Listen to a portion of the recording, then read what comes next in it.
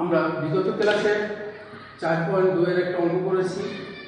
আজকে আমরা 5 অনুশীলনের একটা অঙ্ক করব। 5 অনুশীলনের সমাধান। আমরা যে কোনো কিছু সমস্যা হলে একটা সমাধান থাকে। আজকে আমাদের এই সমাধানটা আমরা আলাপ করব। আমাদের অনুশীলন হলো ক্লাস, এটা নিয়ে আজকে এই সমাধানটা দেখি। দেওয়া আছে দেখো তোমাদের বইতে উদাহরণ একে দেওয়া আছে যে আমার একটি দোকান থেকে 5টি কলম কিনে দোকানদারকে 100 টাকার একখানি নোট দিল। দোকানদার তাকে 20 টাকা ফেরত দিলেন। আমার অন্য একটি দোকান থেকে x টাকা দামে 3টি খাতা কিনল। তাহলে প্রতিটি কলমের দাম y টাকা ধরে একটি সমীকরণ নির্ণয় করতে পারি। খ নম্বর প্রশ্ন হলো প্রতিটি কলমের দাম নির্ণয় করো। 3খানা খাতার দাম ও 5টি কলমের দাম সমান হলে প্রতিটি খাতার দাম কত? এখন আমাদের কি বলছে যে আমার একটি দোকান থেকে 5টি কলম কিনছে। এখন এই কলম x টাকা দামে 3টি খাতা কিনলো। তাহলে দেখি আমরা কি করতে পারি। প্রতিটি কলমের দাম, এখন আমরা কোন নম্বর প্রশ্নে যাব। প্রতিটি কলমের দাম y টাকা হলে প্রতিটি কলমের দাম y টাকা হলে প্রতিটি কলমের দাম y টাকা হলে কয়টা কলমের কথা বলছে? 5টি কলমের দাম, 5টি কলমের দাম। তাহলে আমরা লিখতে পারি 5টি কলমের 5 গুণ হয় সমান 5y টাকা। আমরা এই 5 এখানে 5y এখানে ব্যবহার করতে পারি যে 5টি কলমের দাম 5y টাকা। এরপরে কি বলছে?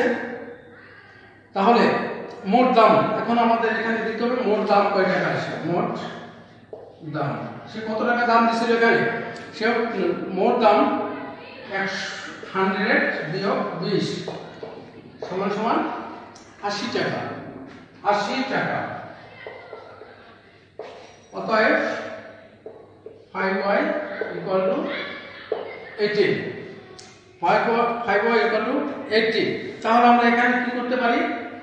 y মানটা বের করতে পারি, বা y equal to 80 ভাগ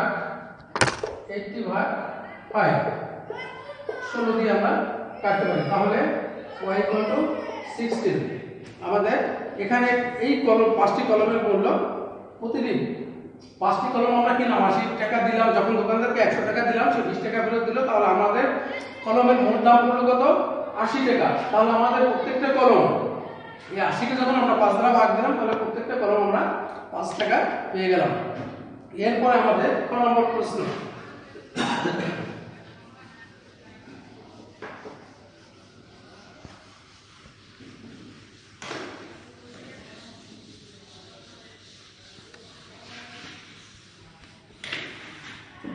খ নম্বরে কি বলছে দেখি।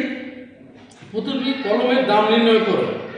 প্রতিটি কলমের দাম প্রতিটি কলমের দাম আমরা একবারে পেয়ে গেলাম। এবারে আমরা আসবো গ নম্বর।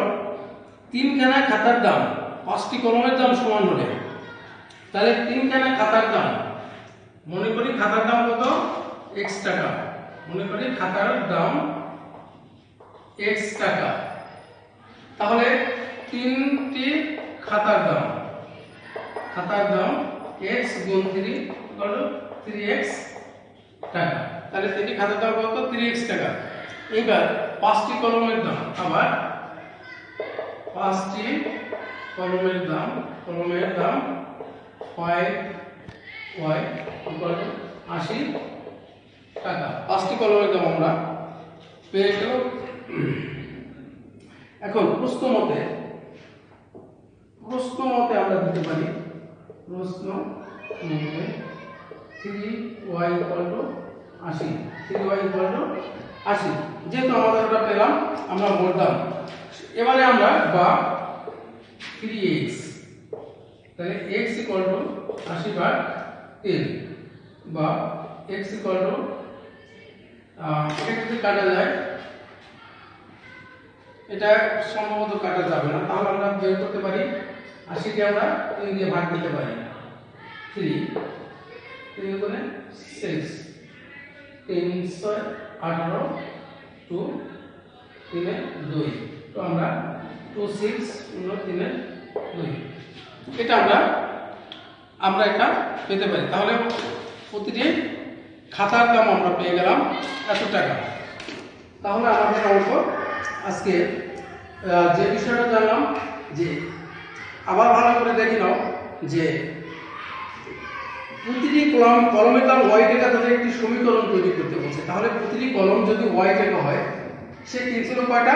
5টা কলম। সুতরাং 5টা কলমের দাম ওয়াই গুণ 5 সমান 5y টাকা। এরপরে আমাদের বলছে প্রতিটি কলমের দাম নির্ণয় করতে বলছে।